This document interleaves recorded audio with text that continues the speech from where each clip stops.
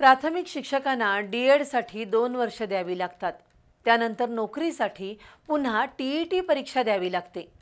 त्यामुळे डी.एड पात्रताधारक शिक्षकांना टी.ई.टीची सक्ती करू नये अशी मागणी शिक्षक संघटनांनी केली होती। त्यासाठी संघटना सर्वोच्च न्यायालयात गेल्या होत्या। याबाबत न्यायालयाने महत्त्वपूर्ण निर्णय देताना शिक्षक पात्रता चाचणी म्हणजेच टी.ई.टी बंधनकारकच असल्याचं स्पष्ट केलंय।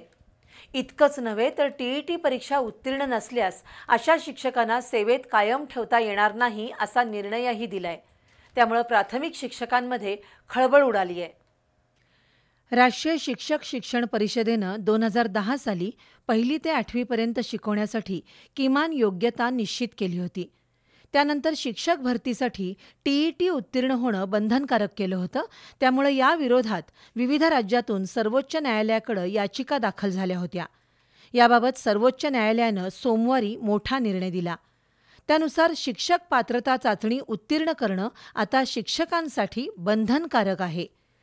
टी.ई.टी परीक्षा उत्तीर्ण असेल तरच शिक्षकांना सेवेत कायम ठेवता येईल किंवा त्यांना पदोन्नती मिळेल असं सर्वोच्च न्यायालयाने स्पष्ट केलंय। ज्यांची निवृत्ती 5 वर्षांवर आली आहे ते कोणत्याही टी.ई.टी शिवाय त्यांचा सेवा काळ पूर्ण करू शकतील।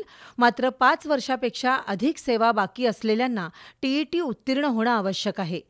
जर ते टी.ई.टी उत्तीर्ण झाले नाहीत तर त्यांना नोकरी सोडावी लागेल किंवा स्वेच्छानिवृत्ती घेऊन टर्मिनल बेनिफिट्स घ्यावे लागतील असं सुप्रीम कोर्टानं स्पष्ट केलंय। शासनाच्या या निर्णयामुळे सेवेत असलेल्या प्राथमिक शिक्षकांसमोर कोणत्याही परिस्थितीत टी.ई.टी पास होण्याचं आव्हान उभं ठाकलंय।